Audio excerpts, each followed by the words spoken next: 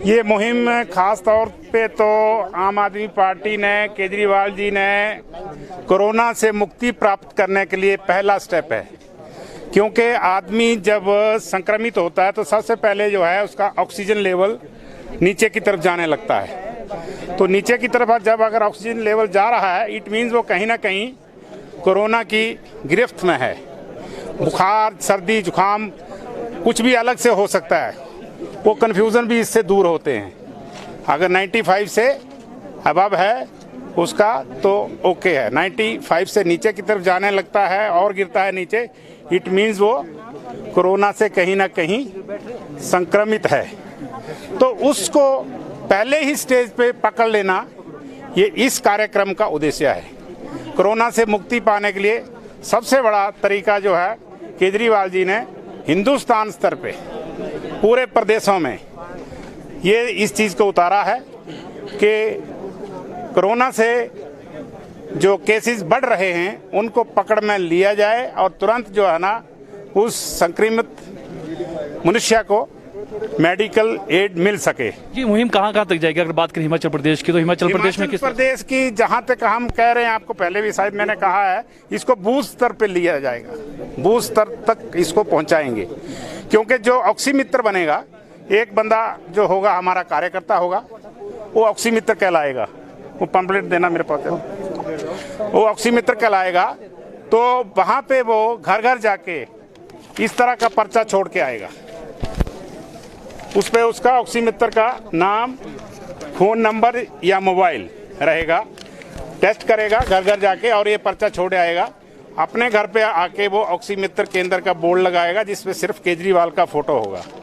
तो अगर बाद में भी कोई गांव में या बूथ स्तर में कोई भी परेशानी होती है तो उस नंबर पे वो कॉल कर सकता है, तुरंत हमारे कार्यकर्ता को बुला सकता है और ऑक्सीजन लेवल नपवा सकता है। तो इससे हमारा तो कहना यही है कि कोरोना से मुक्ति प्राप्त करने के लिए ये बहुत बढ़िया स्टेप केजरीवाल जी ने निकाला है, माननीय केजरीवाल जी ने निकाला है।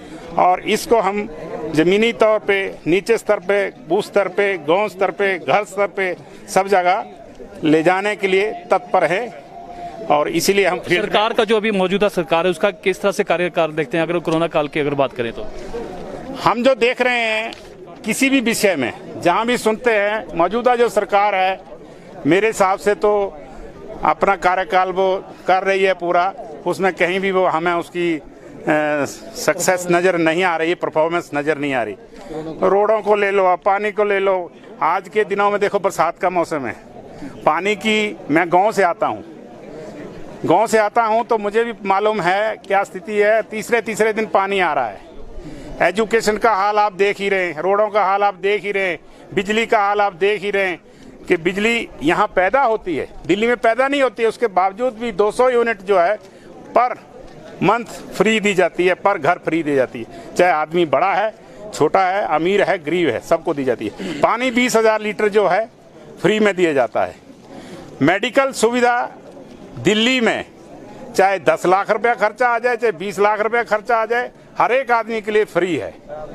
उसके बाद जो अर्धसैनिक बल हैं या पूर्ण सैनिक बल हैं, कोई भी अगर मृत्यु हो जाती है उसकी, या कोरोना काल से भी 1-2 मृत्यु हुई हैं, उनको केजरीवाल सरकार ने 1-1 करोड़ रुपया जो है बतौर। अच्छा, ये आपसे और भी जानना चाहेंगे कि हिमाचल प्रदेश में आम आदमी पार्टी का क्या, किस तरह से रहेगा आगे? और अगर कोरोना काल की बात कर रहे हैं तो आम आदमी पार्टी भी काफी समय बाद जो है अभी हम सड़कों में नजर आई है, आज से पहले कोरोना काल में नजर नहीं आई है, तो किस तरह से रहेगा?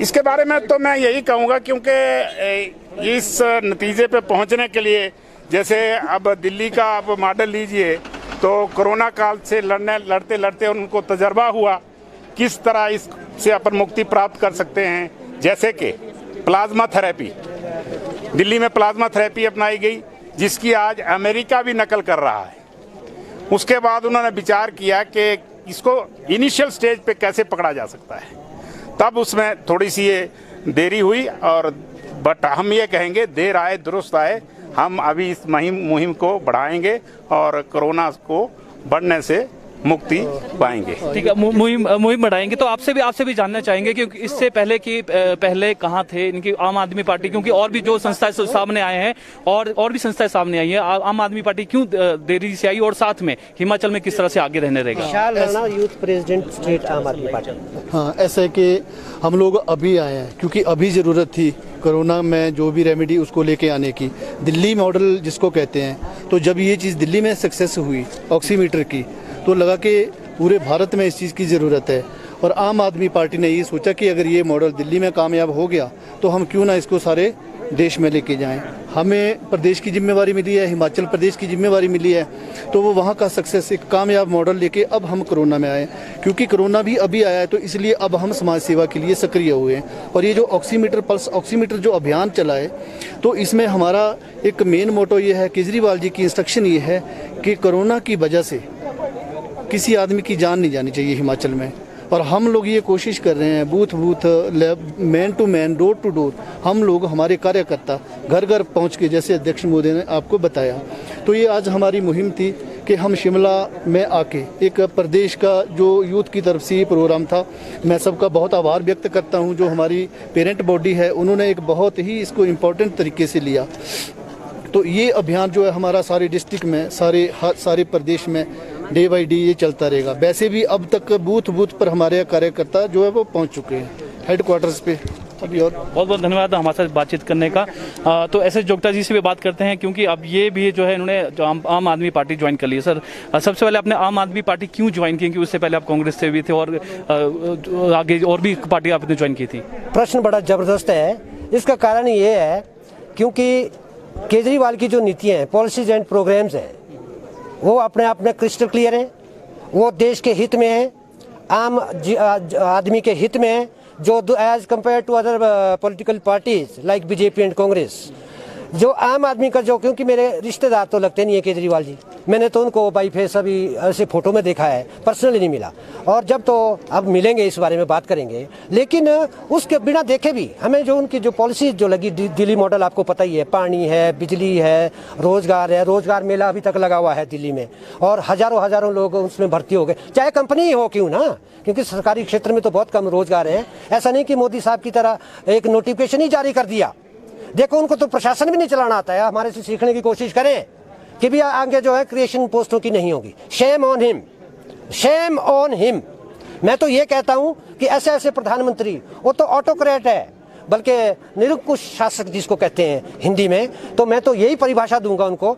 तो आम आदमी का जो ये जो हमने कॉन्सेप्ट चलाया, ये ऑक्सीमीटर्स का, इससे हमने शुरुआत की है। एक अच्छी शुरुआत है और अच्छा इसका जो लोगों का जो रिजल्ट है फील्ड से, क्योंकि शिमला में तो अभी शुरू हुआ, प्रदेश में ये बहुत ऊंचे स्तर पर पहुंच गया है। आपसे एक और चीज जानना चाहेंगे, हिमाचल की अगर बात करें तो दो ही विकल्प है, कांग्रेस और बीजेपी।